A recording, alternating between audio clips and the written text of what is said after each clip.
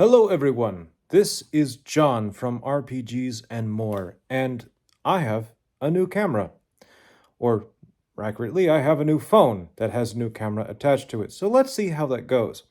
The only downside is I can't actually use my usual microphone with this phone because the case doesn't allow the microphone to fit. And my cat doesn't allow the lavalier microphone to work because anything that dangles is obviously a toy. So let's see how we do with a new camera and microphone setup. Hopefully it works. You let me know if you can't hear me properly, okay? So what is the topic of today's video? Well, I'm going to go back to one of the games that I have done videos on previously, and that is Original Dungeons and Dragons, OD&D. This is a kind of rules cyclopedia version of OD&D that I made by printing out. I took all of the PDFs that you can buy on the DM's Guild, and I had them all printed out on standard size paper, so you kind of resize to fit. Excuse me. And then I bound them myself here at home. That's how that worked. The end result is that you get these nice enlarged pages that cover all the OD&D material. And I have I have the 3 main books plus all of the supplements all in one thing. The only thing that didn't fit was chainmail. Chainmail did not fit, so I have that as a separate booklet. Which, most people would probably understand that kind of separation anyway, so we're neither here nor there, I guess. So what is today's topic? Today's topic, I want to talk to you about the world implied by the Wandering Monster tables and wilderness survival. How this was originally set up by Dave Armisen and Gary Gygax is very interesting because it implies an interesting world. Now, other creators have done videos about this as well. I'm hoping that I can provide a little bit more detail in some areas, or at least my own take on things. Hopefully, my own take is moderately interesting. Now, what do I mean when I say that is implied? Well, anytime we have a campaign setting, we have the opportunity as game masters to kind of create that setting with, I want to call them soft details. The hard details are when you write out like, this is the king and his name is Friedrich von Wallenstein, and he comes from this place and he has done this thing and this is what he looks like. That's a hard detail. When you are presenting, if the module includes the king, then that is who the king is, and that is what the king looks like, and that should not necessarily be changed without a good reason. But the soft details are kind of more the stuff in the background.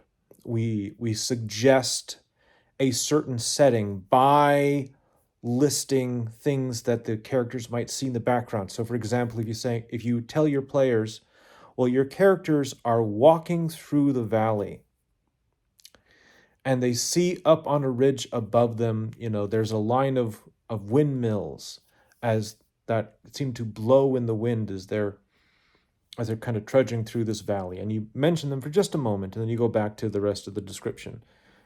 That has established that the technology base in order to have windmills is not just present in your gaming world, but is used multiple times, multiple ways. The same thing when it deals with like water wheels. If you pass by a mill and it is using a water wheel in the river or stream close by in order to power the mill, well, then that means that we've got some manufacturing capability. We have the ability to create reliable water wheel type structures, and that's implying some cool and interesting things, which means that if you've got players who are like, I want to be an artificer, Well, that's a bit more, reasonable to understand when you're thinking like, well, yeah, they have all these other tools. Why not have a little fantasy artificer stuff going on? Um, it can't always just say a wizard did it. I know it's an easy answer, but it's not always the best answer. So, excuse me. So what is it that OD&D does that implies a setting with these soft details? Well, you have to pay close attention to the wandering monster tables and not only what they say, but what they don't say. So, as an example, let's look at. Actually, I had to turn to a different page because I was going to start with something else, but I'm excited about this topic, so we're going to go. All right. We are on page 18 of the, I want to say the third booklet here. Those of you who want to follow along. Make sure I've got the right book, because I know some people get curious about that sort of thing. Here we go. There's the index page. So we got to be close, right? So, The Underworld and Wilderness Adventures, Book 3, page 18. Here we are. Now, it talks about wandering monsters or wilderness wandering monsters. You have the terrain type. There's clear, woods, river, swamp, mountains, desert, and city. Okay, cool. There's lost. Well, lost is the number. If this roll comes up on the dice during your day's adventures, you're gonna get you're lost. Okay. You're more likely to get lost in the woods or in the swamp or the mountains or the desert. In fact, the swamp or the desert, you are 50% chance of getting lost anytime you're passing through those hexes in that's original D&D hex crawl. That's important to know, because that means that it's more likely that you will be spending more time in those environments. Which means that if you know you're going to have to go into the swamp or the desert to find something, you have to be ready to encounter a lot of whatever creatures are in those places. All right, cool. We've established that part. But let's see what else we have going on here. So, on a 6, you have an encounter. Let's see, clear, it's just a 6. Woods, 5 to 6, so 1/3 chance. River, 5 to 6. Swamp, 4 to 6, which means it's also a half a chance, or 50%. That means if you're in a swamp, you are either lost or you are encountering a monster. There is no in between.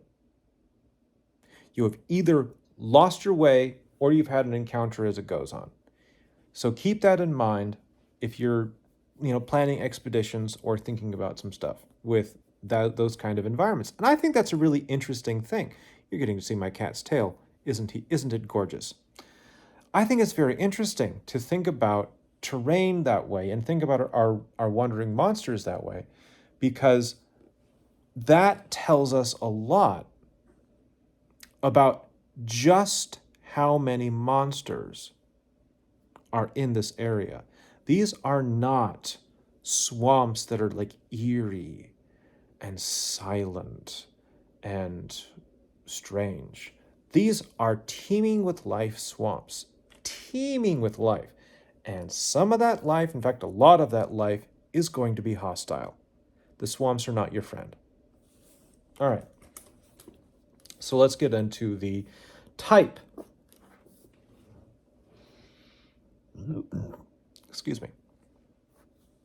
So in the clear lands, you roll a d8. And you have an equal chance to meet most of these creatures, except for men or humans. Humans, there is a 2 out of 8 chance to meet humans. They encounter 2 different slots here.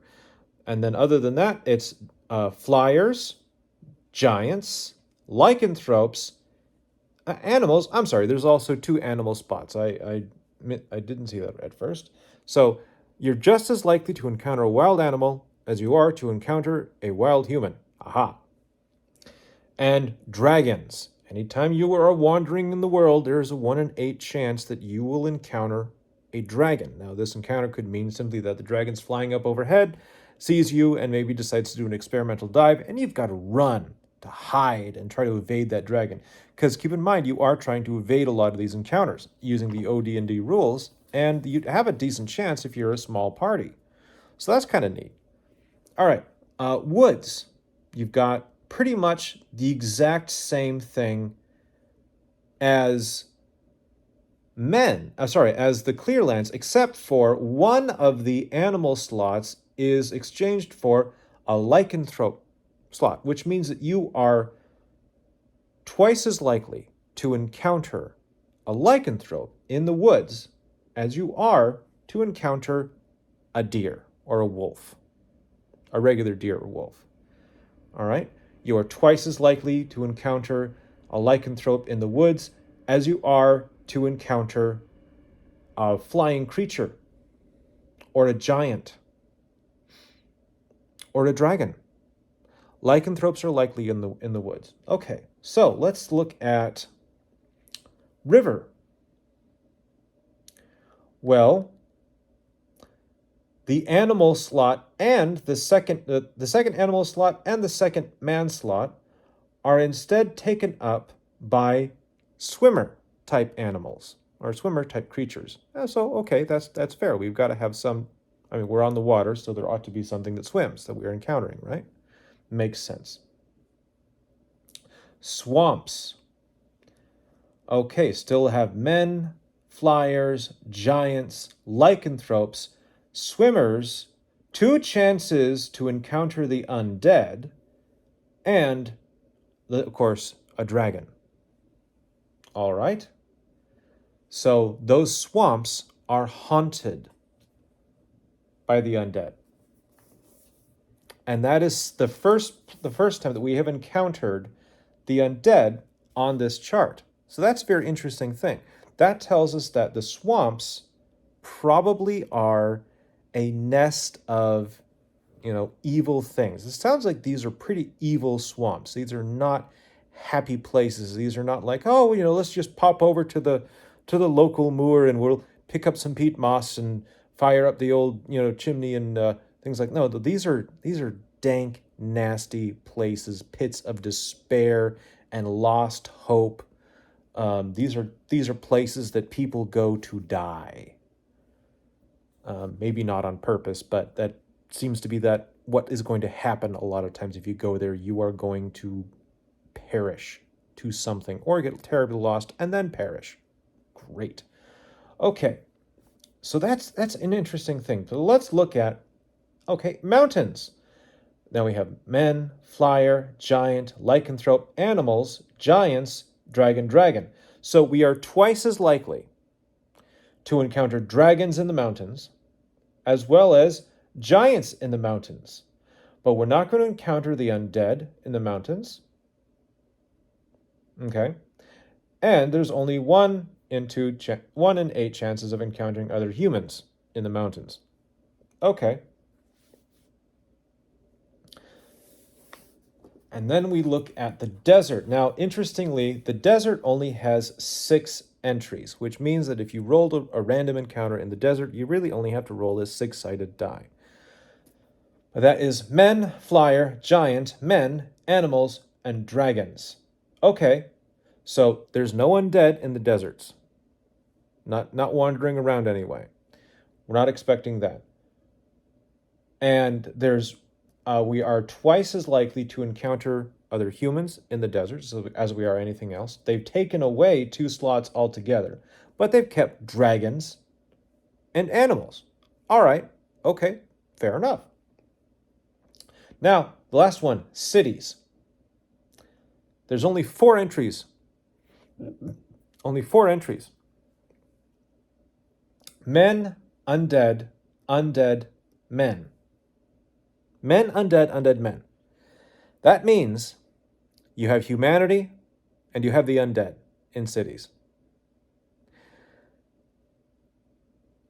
They don't list lycanthropes.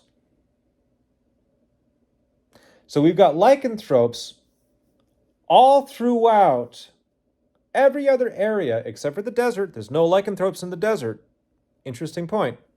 But they're in every other area, but they're not in the city. They're not in our cities. That's interesting. Because that tells me that the cities have a way to keep them out. The cities have an effective way to keep them out. Because we remember, lycanthropy in D&D is often a curse. It is a means, it is a thing that affects people.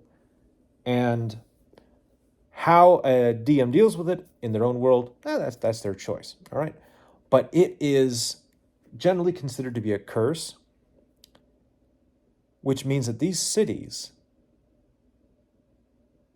if they can stop a curse from entering into the city and from spreading throughout it, they have to have some pretty serious means of inspecting the people who enter into the city in order to see if they have that curse of lycanthropy or not. And there's probably laws about strangers in the city, which means, in my mind, I'm picturing most of these cities or places that you would use the city encounter table, they probably have walls.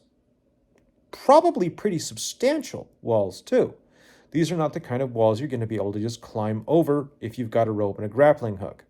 They're going to be big enough to actually protect the people from someone like a werewolf deciding to climb a wall at night because they want to get into the city for whatever reason they might have.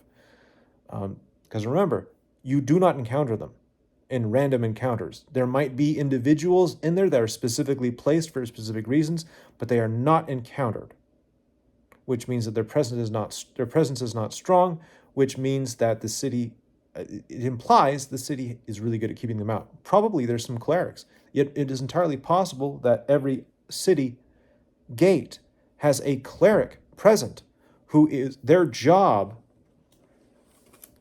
is to inspect people that come in and try to inspect them for signs of lycanthropy. It might not even be a cleric. It might just be city watchmen that are given like a list of things to look at. Probably not an actual list, because who knows if they can actually read or not. So it could be a verbal list. Like they're like, oh, we've got to check for these things and that thing and that thing, which is suggesting an Inquisition-like environment, potentially. Then again, maybe because this is a very real threat, a very tangible threat, everyone knows that these creatures are out there. It's not really like the Inquisition as we imagine it, which was an organization that was kind of trying to root out implied threats. This is a very real threat. So you can keep all your, Monty Python jokes to the side for now. Maybe that's what's going on in the cities. But regardless, it's interesting. Maybe the cities are equipped with magical runes that glow or give off some sort of auditory signal whenever someone who's under a curse enters into the city. Maybe this is specific to the lycanthropy curse, which means that the city guards, they know that when that alarm goes off, when those runes glow, whoever just came into the city at that moment, they get arrested. They get arrested right away. They get captured. Maybe those man catchers that were always in the old D&D books and first edition and second edition. That's a good use for those right there.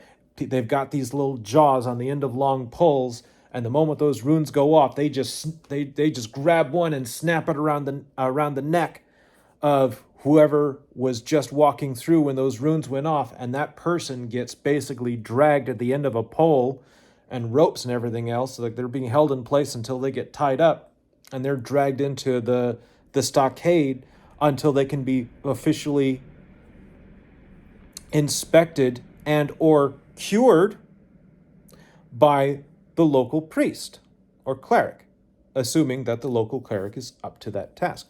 But that's an interesting piece of the setting. So maybe they are captured and cured. Maybe they're, if you have a more benevolent society, that it could be just like, hey, we're gonna free you, and then you are free to go where you wish. You're free from the curse. Or you're suffering from the curse. We can't cure the curse because we don't have that ability in our clerics. So you die. Okay, that's very oppressive, very deadly place. It could just be the fact that, you get captured for a little while and then later they're just going to toss you back outside and, get out of here. Maybe like, I don't know, lower you over the edge of the wall while the gates are closed or some other weird thing. But they might not be that benevolent. They might just straight up say, anyone who's suffering from lycanthropy, that we can't help them within, before the next moon coming, then they have to die. That's a very dark, implied piece of the setting. And we get all of that just by looking at this table and seeing that lycanthropes are not in the city. Now, what else is not in the city? Well, there's no flyers in the city. That means that, as much as everyone loves the idea of, owls, giant owls delivering packages, hi, Harry Potter out there, yeah, that's fine. But also, griffins delivering people from one place to another, griffin taxis and all that. No, you're not encountering that in the city. There's not wandering. Well, I guess you still kind of could, because a griffin taxi would not necessarily be a random encounter in the city. It just would be a person driving this griffin around. But anyway, so I would translate it as the flyers really aren't there. They're just not there. I would also translate this to mean that there's not a lot of animals in the city. Now, one could argue that means that it's just not the wild animals. Okay, that's a fair argument. But in a world where lycanthropes are a serious threat, and the more common forms of lycanthropy that everyone's aware of, there's 4 of them: werewolves, wereboars, were-tigers, and were-bears. Okay, so 2 of those you're not going to find in a city anyway, right? A were-tiger and a were-bear. Most cities won't have those. You might argue that, most cities won't have bears and tigers inside. You might argue that some rich people might have the exotic pets and that sort of thing. Or if your city is located in a different environment, a different culture, then those things might be existent in your city. That's fine. And cool.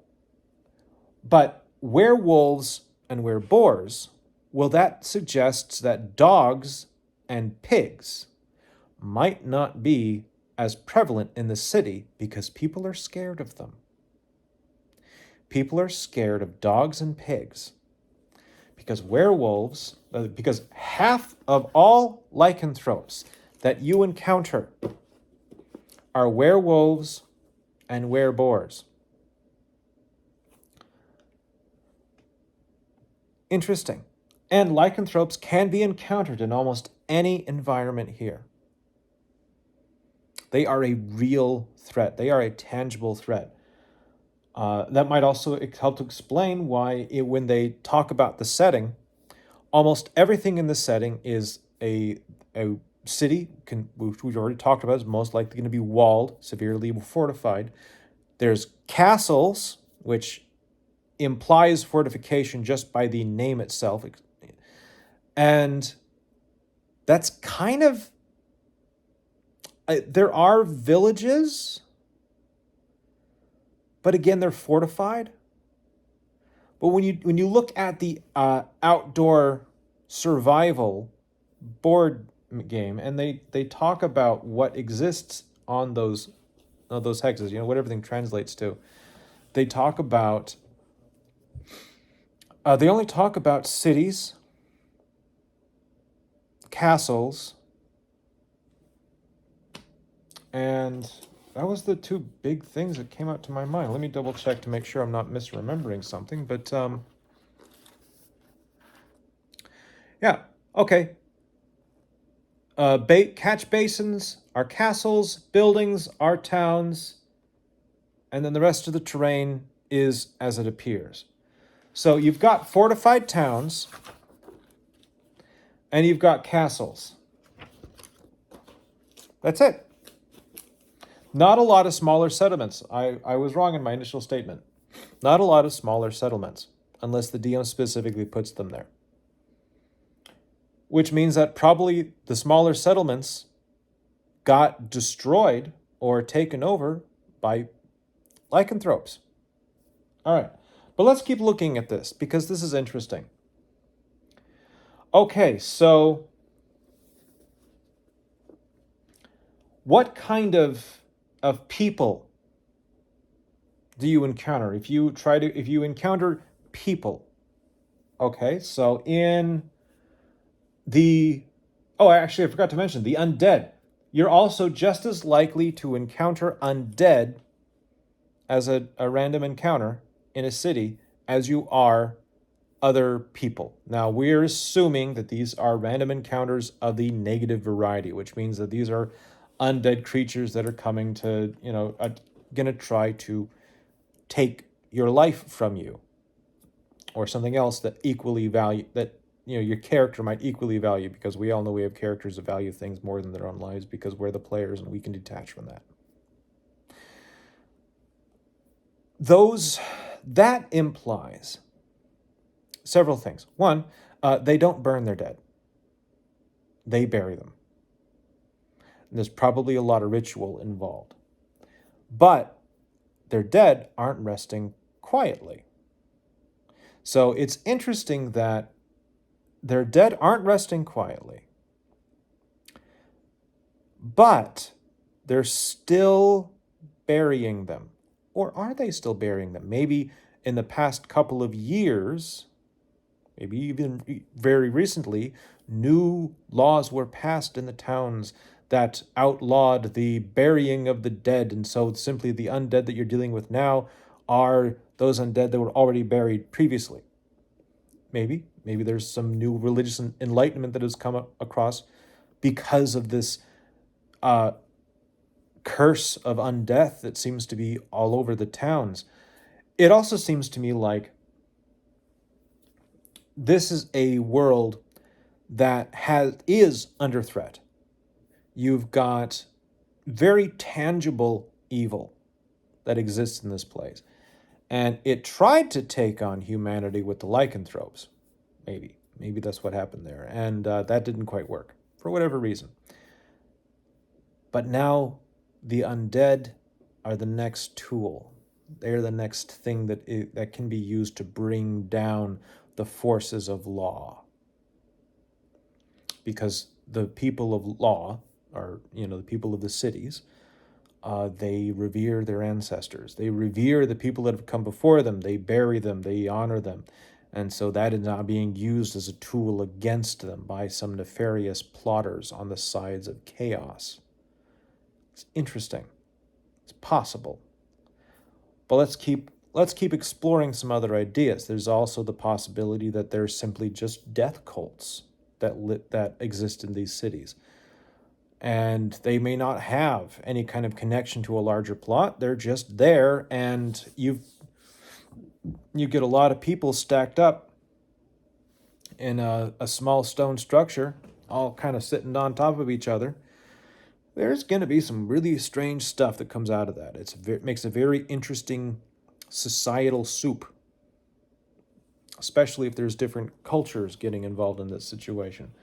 But we can get a death cult. We can get cults that, worship death. You can get cults that worship dying, not just death itself, but the actual act of dying. You could get cults that they might worship the undead, not just death, but the undead themselves are seen as the ultimate expression of this concept of life after death. It's kind of weird for me to say, it kind of trods on my own personal religious beliefs, but we're talking about a fantasy world. This is a fantasy world, and our own beliefs in this world don't necessarily apply. So maybe this cult believes in life after death, or maybe they believe in recycling. And so they believe that the dead should be brought back to do other things. Maybe that's something that's going on. Maybe that's why there's so many undead in this town, is because the undead are actually being employed to build things. And every once in a while, some of the builders just go a little rogue. That implies a very different city, a very different place than we initially had discussed. I mean, in a way, it's almost more macabre, or macabre. Sorry, it's almost more macabre because you've got these city guards that are guarding against lycanthropes. If they detect anything that resembles lycanthropy, then that person is probably going to get imprisoned and or killed. And at the same time, they've got zombies or skeletons reinforcing the city walls, or repairing damage that was done to buildings. There could be any number of things. Maybe there's fields inside the city that are being tended by skeletons. Or maybe the skeletons are the ones going around collecting the garbage at night.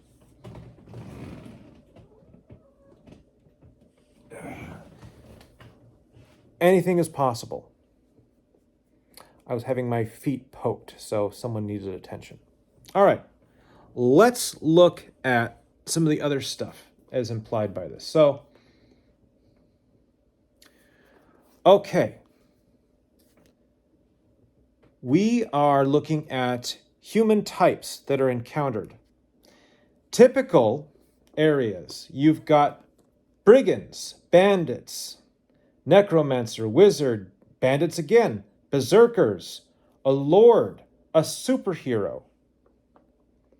Brigands again, bandits again, an evil high priest, and a patriarch. A patriarch, for those who are not familiar, that's basically the law version of the evil high priest. It's going to be a higher level cleric. So lots of bandits and brigands, lots of lawlessness here. That tells me that the local authorities, their authority probably only stretches as far as they can consistently send a mounted patrol out. And beyond that, it's a very wild place. I think that I've heard it referred to as points of light in some later editions of D&D. I think 4th edition had this whole points of light thing. But I see this idea that it's a very dark world. No one really knows that much about what's out there. That's what I'm hearing, what I'm seeing from this, and that's what I'm kind of getting. And I kind of like it. So one of the things that it suggests in the beginning is that the players don't really know what else is out there. They're exploring, they're learning about stuff. They have a general idea of the geography because they can see the world, the outdoor survival map. But they don't really know anything beyond that, which kind of matches with this idea of this wild, untamed land that is going through, or has been going through, a very dramatic change due to the presence of all of these monsters, that are more than willing to make a sandwich out of you. So now we've got a lot of humans added to that. A lot of humans that have, they believe, hey, that Lord can't make me pay taxes when I'm out here. Or I'm going to come out here and I'm going to start my own village. I'm going to come out here and I'm going to, I'm going to be the boss. And so we have a lot of bands of bandits and brigands that are going out there and or berserkers, crazed fighters, people going out there trying to make their own stamp in this world, make their own place. And a lot of them are going to be not necessarily enthusiastic about the player characters coming out there and spreading the rule of law. Or chaos if your player characters lean more towards that way. So that's interesting. We also have the chance of meeting a lord or a superhero. Those are titles given to player characters when they reach certain levels. So because in OD&D, original D&D, you weren't necessarily just a first level fighter. You were, a beginner or a veteran, and then eventually you became a superhero, a myrmidon, and then you could become a lord. So those words meant something. They were what you got instead of I'm 5th level, you're like, I'm a lord. Okay. I don't remember if that was the specific 5th level one. I'm just talking. So that's what that means. If you see that, it could also mean that they're actually a lord and that they are a noble person of some stripe. And I think that's kind of neat too, because it means that there is a chance that you're going to meet nobility in this town or out in the wilderness that are wandering around, probably going to be dressed up like mounted knight, like a knight. Or, a nobleman with his or her retinue of followers, men at arms, mages, wizards, all that sort of stuff.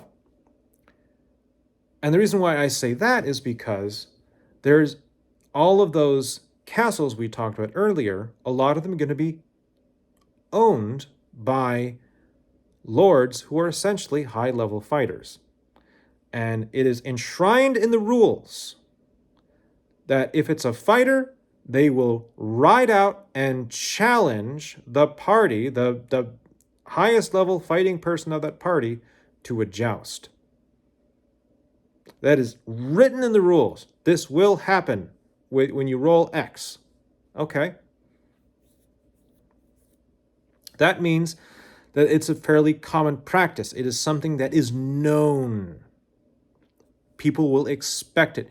Your players should expect this sort of behavior from the local nobility and, to a certain extent, from themselves, because if they get high enough level to become lords themselves, then they will also be expected, when strangers come walking through their lands, to ride out and challenge them to a joust. All right, we've established a piece of society. We've established something that exists in a much larger sense.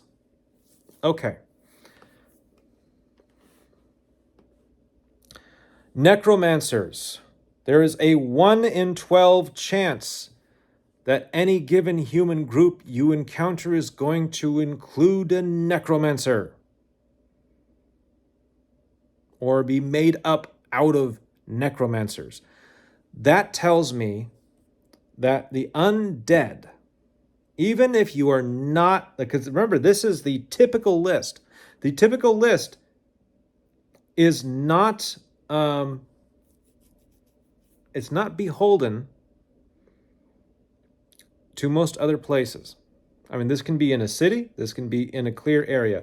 Now, interestingly enough, the clear area doesn't talk about encountering the undead, which means that if there are undead with those necromancers, then those undead are directly under the necromancer's control. They're not going to be undead wandering around. All right, interesting. But it could also mean that those necromancers don't necessarily have undead with them, which implies that the necromancers might not have a direct connection to all of the other undead around in the area. Maybe in this setting, necromancers are considered something more akin to a necessary part of law to control all the undead. They're starting to come out in the cities. So you could actually have sort of like the good necromancers and the bad necromancers, and there's this little like necromancy war between the two sects of necromancy, excuse me, as each of the groups are trying to, the ones who are the good ones, quote unquote, air quotes, the ones that are trying to help and support society, the ones that are trying to keep the undead scourge from getting out of control and destroying cities. So they basically could be aligned with law, because keep in mind that there's law and chaos. There is not necessarily good and evil so much. Law and chaos. So these are necromancers on the side of law. They are doing the lawful thing by trying to control this undead scourge. Or there's necromancers that are aligned with chaos. Their job is to bring down law. Their job is to just bring law low. That is their belief, their core understanding of the world and the universe and everything in it. So they are, I believe the word is antithetical, but I could be wrong. Anyway, they are against whatever the good, the lawful necromancers are trying to do. So that instantly sets them apart from each other, because this just suggests that that's what you encounter. It implies that the encounter is going to be hostile, but it doesn't always have to be, because you still have to roll reactions. You can have positive interactions with bandits and brigands. You can have a positive interaction with a group of necromancers. All right? So think about what that means. It could be that those were a group of bandits, they're full of treasure for right now, and they just don't feel like taking your stuff from you. Maybe, or maybe they're a group of bandits and brigands. They're actually sellswords, and they're more interested in being hired, because that way they can leave this brigandry behind them and become positive members of society again. Or maybe they're called bandits and brigands by the local nobility because they took a section of the forest for themselves and are trying to establish their own little community in there. And maybe that's why when you rolled for your reaction table and you got a friendly reaction from the bandits and brigands, well, maybe that's because they're more Robin Hood-like. They're not necessarily evil or dastardly or whatever you want to call it. Okay, keep your mind open on a lot of these things, and I think that helps. All right, but let's look at mountains. We've got bandits, berserkers, brigands, lord, wizard, superhero, cavemen, necromancers. Still have necromancers there. Evil high priests. Another chance for cavemen.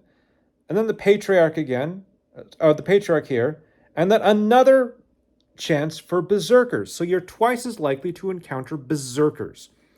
That tells me that there is some wild groups of humans out there that believe in going berserk. Maybe they worship bears. And they are hostile.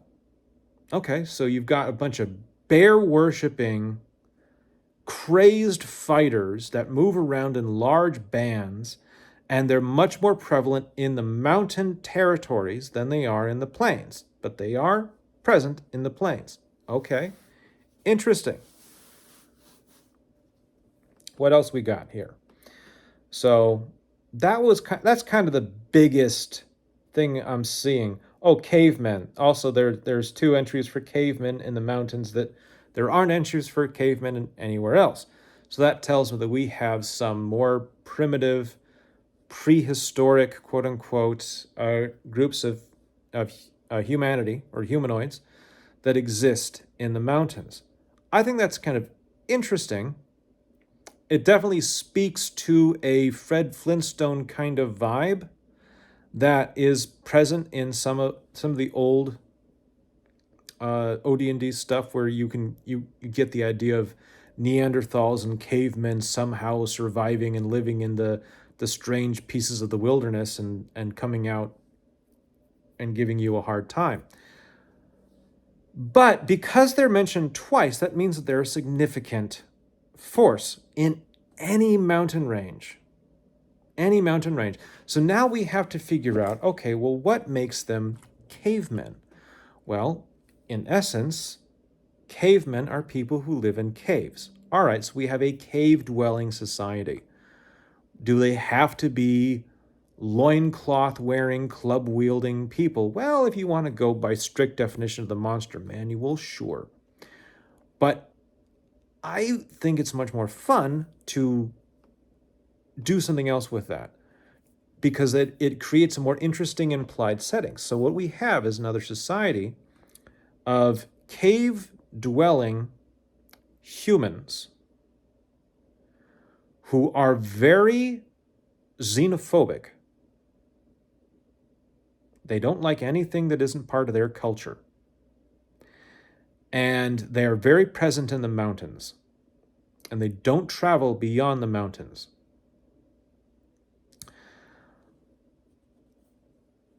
They probably are decent with working with stone, or at least carving out their caves. Okay.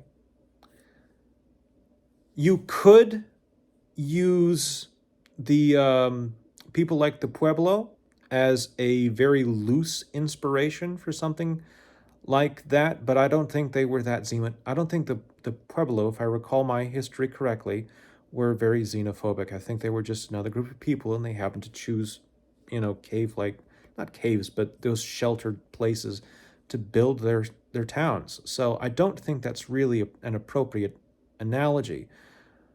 But if you're starved for ideas, you can at least start there as far as architecture goes. There's a lot of other cave cities that exist in other parts of our world.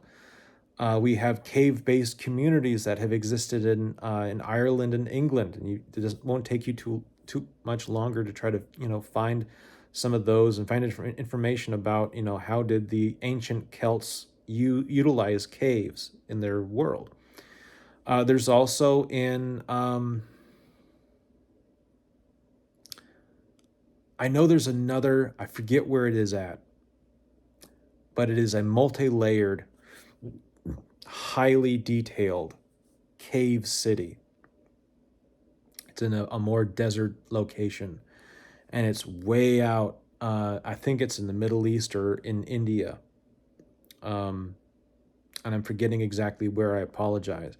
I just remember seeing pictures of it, and I was like, oh, this is so cool. It's such a great inspiration for a dungeon. So there are places you can go to get inspiration for this, but I just find the idea of, instead of leaning into the caveman trope with the thick eyebrows, we don't have to do that. We can actually explore what would a Stone Age style society that has managed to survive up until now, because they're surviving amongst all these other big threats. They're just not friendly to your group. They're not friendly to your civilization. They're not friendly to the law of the land. Which, what kind of society would that be? And I think that's interesting. So anyway, moving on. Lots of stuff. So, let's look at the desert. The desert's also listed as Mars.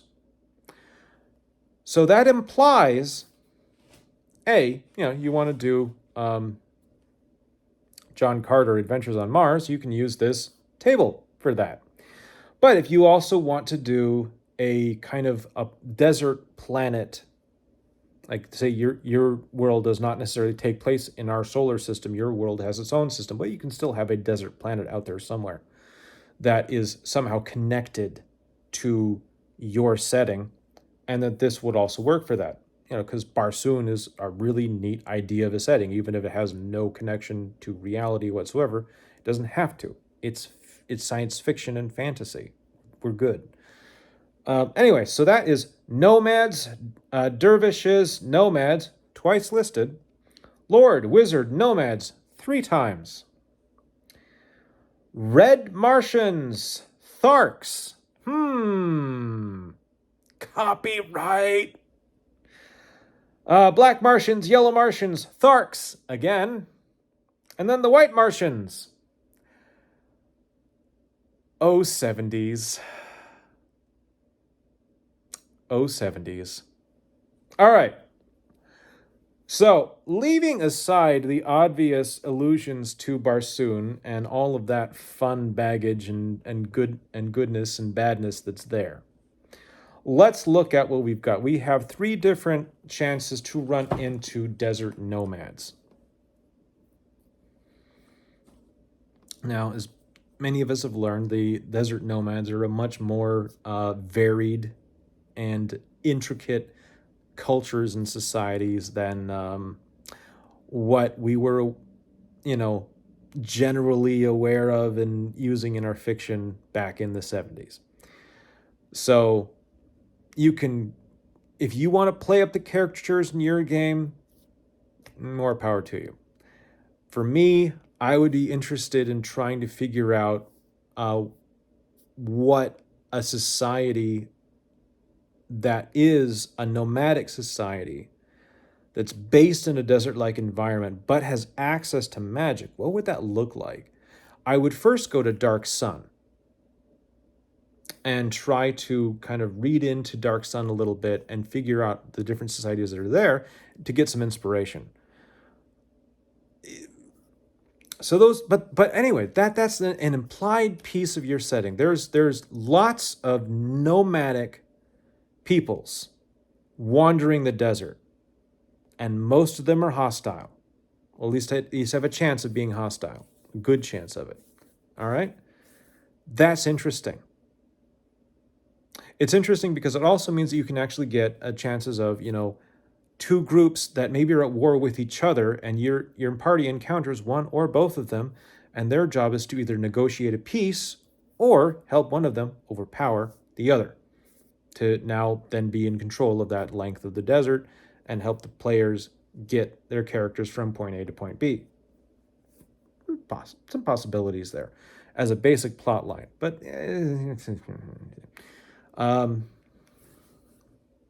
your party might also have the Star Trek Federation kind of mindset of, we will not get involved.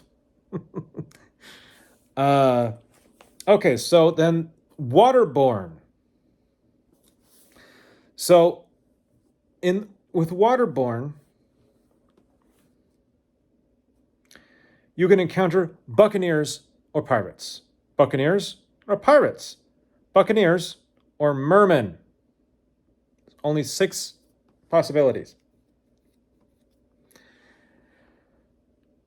That's a lot of pirates, because that's basically what buccaneers are. They're the same. I mean, they might as well be the same thing. So the seas are a place of danger. Water is a place of danger. Rivers are a place of danger. There's a lot of raiding going on. If you see humans on a boat, be concerned and be wary.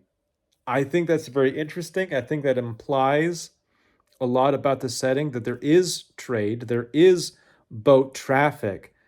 There's enough boat traffic that almost everyone's paranoid about everybody else, because you're not sure who's going to be a pirate and who's going to be a merchant person. It sounds like there's a pretty good chance of running into pirates here. You're more likely to run into a pirate than you probably are to run into a standard merchant. So you're going to be paranoid about it.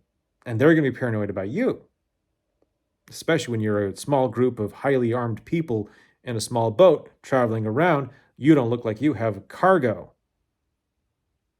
So you're probably going to be a threat to most merchants. They're not going to be happy to talk to you, just based off of this knowledge here. So I find that interesting. I think that implies a much darker setting than some people might initially see. the setting where piracy is so prevalent that that's what you're going to encounter when you're out there. So, oh boy, that's fascinating. Okay. Flyer types, we got Pegasi, rocks, chimeras, hippogriffs, griffins, manticores, rocks again. Okay. Wyrens, dragons, Pegasi twice, hippogriffs twice, griffins twice. So lots of griffins, lots of hippogriffs, lots of Pegasi. Okay. Cool. Undead types, skeletons, zombies, ghouls, wights, wraiths, mummies, specters, and vampires. Only 8 entries in that list. Now, skeletons are only on there once. That tells me that there's going to be a lot of other kinds of undead here. And obviously, we have a whole list of 8 entries, and skeletons are only listed once, which means that you're not going to get like an army. You might get an army of skeletons, but you're also going to have like there's going to be ghouls, there's going to be wights, there's going to be wraiths, there's going to be specters. So the undead are not just all going to be one type. The implied setting is not going through a zombie apocalypse. It's not. What it's going through is the cities are filled with different kinds of undead. So you're going to have wraiths stalking the city streets at night. You're going to have specters who haunt houses. Haunted houses are going to be very real, which means that they will very much hire somebody and pay good money to have them exorcise a haunted house. Okay. Skeletons and zombies. Real possibility here.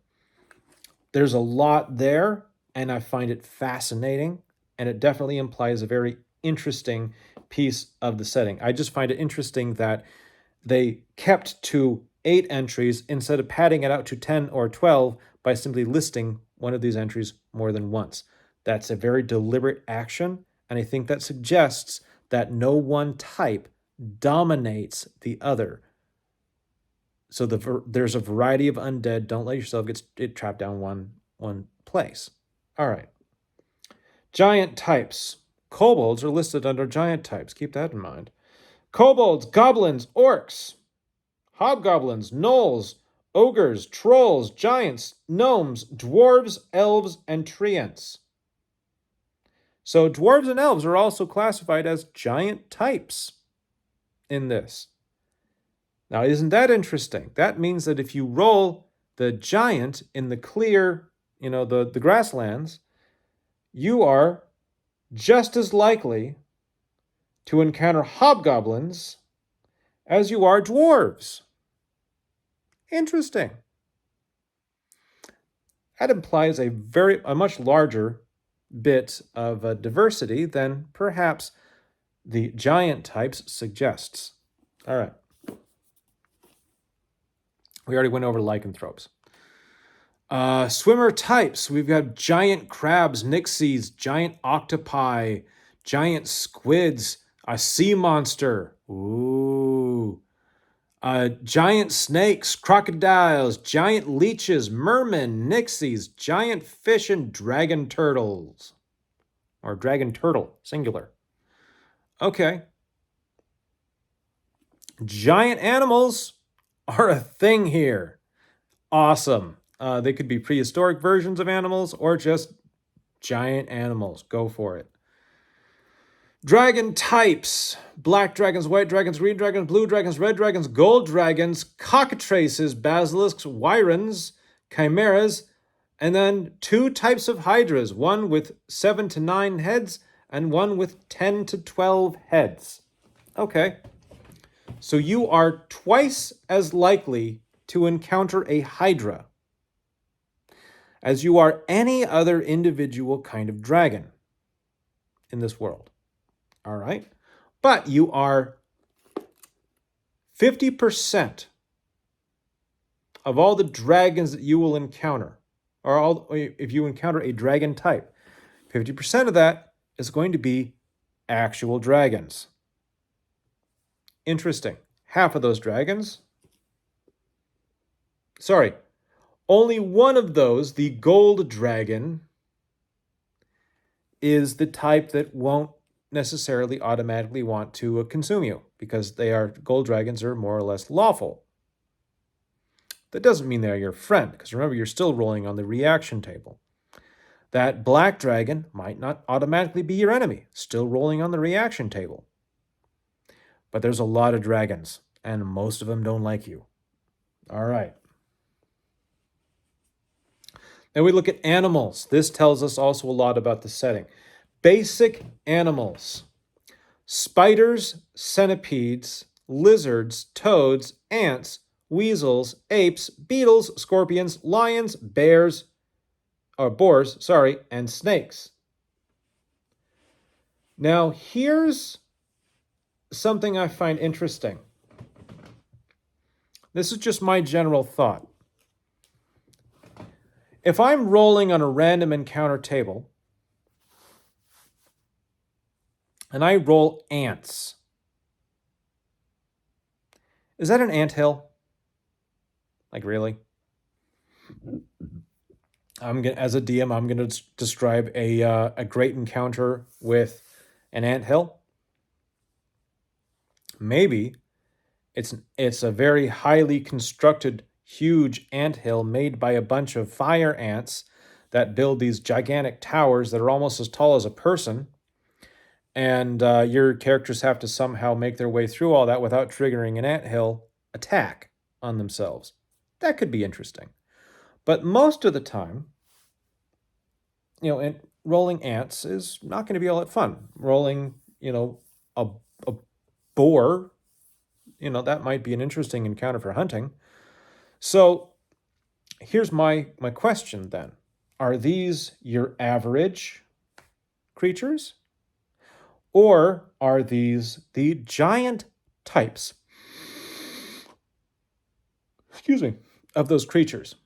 Now, it doesn't specifically say giant ants or giant beetles or giant boars or anything else. It doesn't say that.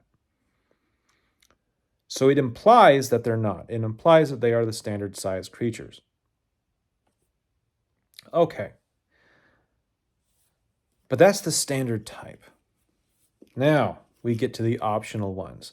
So here's the part that I find interesting. Since you have optional woods, optional swamps, optional arid plains, and optional mountains, that means that you can either roll on the standard animal chart in any of those locations and get any of those types that we already mentioned, or optionally, you can roll on the other chart. Now, what would be really interesting is if you say rolled, let's see, the standard one is 12 long. Let's add 8 to that.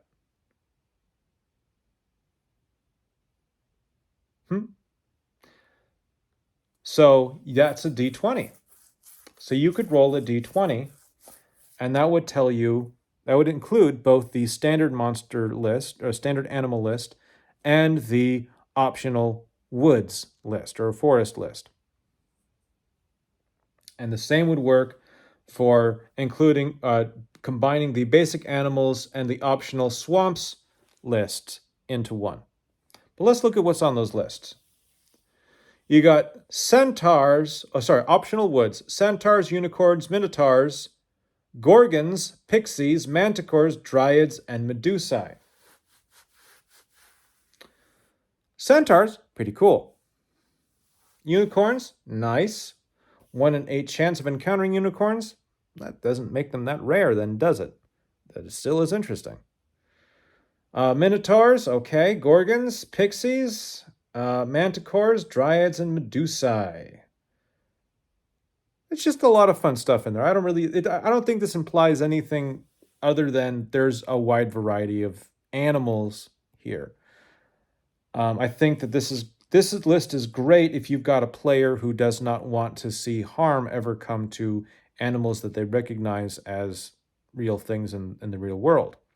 So in that case, you definitely want to use the optional list because everything's fantastical. All right. Swamps, what do we got?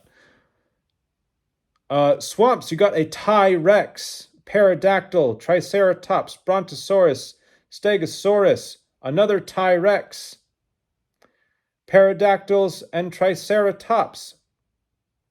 So, out of 8 options, 2 of them are the T-Rex, and 2 of them are the pterodactyls. So they're the most common of those things. The other thing is swamps have just become prehistoric places. Think back to what we talked about earlier, where the swamp is you're either lost or you're encountering a monster. Well, this is interesting because it means that the creatures also are probably lost because they're still here. They're surviving somehow within these swamps. These swamps are places where creatures that ought to be extinct aren't. And they're deadly and dangerous, and they're deadly and dangerous to you, more importantly. So swamps just became little capsules of the lost world. I find that fascinating. I really do. And actually, it suggests a very interesting connection to the Hollow World, which is a piece of the known world setting that basic D&D draws upon. So here's a kind of interesting connection to that. This idea that swamps contain dinosaurs, basically. And also, it actually is an interesting thing because in the original Prince Valiant comics, back in the beginning, when Prince Valiant was still a very, very young man, exploring the swamp that his family lived in after they were evicted, after they were ousted from their castle in Thule, he encountered a stegosaurus. That's how it was drawn. It was a dinosaur. And this is in a swamp in England. So at this time, and this was done, Prince Valiant was done back in the 30s, I want to say. The late 30s was when that comic was written. That part of it, anyway. And this is written in the 70s. So we got a fair bit of time between the 30s and the 70s where this idea of swamps being places where the lost world can be found again has been maintained in our collective fantasy science fiction minds. And I kind of like it. I'm not going to lie. It's a bit, it's not the case anymore. We've kind of gotten away from that in a sense. But I think there's something there. There's something fun involved in that, as long as you embrace it as fun and don't read too deeply into it. Oh my gosh, please don't read too deeply into it. Don't read too deeply into anything. It just makes the world harder. All right. Arid plains.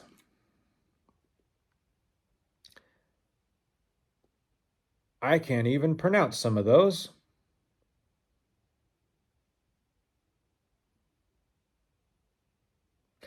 Oh, that's because some of this is from Barsoom. That's why I can't understand it. I'm pretty sure that some of these things are creatures from the Barsoom, the John Carter on Mars type stuff. I see what you guys did there. All right. Mountains. All right. Cave bears, dire wolves, saber-toothed tigers, mastodons, spotted lions, woolly rhinos.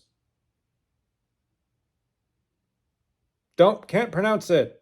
Cave bears, mammoths, saber-toothed tigers, dire wolves, and other spotted lions. Okay. So again, the lost world is in the mountains. So the lost world is never quite far from civilization. That also implies, or it reinforces this idea that the world in our campaign here, is made up of these little points of civilization, these tiny pinpricks these great big, these towns that are heavily fortified, highly protected, bastions of the safety of humanity that really aren't all that safe because we've got the undead crawling all over them, but they're safer than what's out there. And what's out there? You've got bandits, you've got lycanthropes, you've got, evil high priests and cultists, you've got necromancy cults. You've got dinosaurs, flippin' dinosaurs in the mountains, in the swamps. Oh my gosh, there's a lot out there. There's griffins and hippogriffs that are just going to be flying along and then come on down and pick you up and then drop you on a hot rock so they can eat you later. A lot of stuff going on here. This place is dangerous. This place is where, the average person is probably not going to leave the safe haven of their town and go from one town to another without having an armed escort. So that could be like some of the first missions that your party gets as they're like low-level people is as caravan guards. Not because like, oh, well, we're just not good enough for anything else, but because caravan guards are needed. They are a necessity. They are not like, oh, I guess I should pay a little extra for, caravan guards just in case goblins come by. No, it's I need as many guards as I can afford because the goblins will come by, because there's dinosaurs, because all of these things are going on, and I'm just trying to go to the next town. This is a really interesting, fascinating setting that has some really, really interesting assumptions based just on reading these tables, just going over what does all of this mean? What does it imply? All right.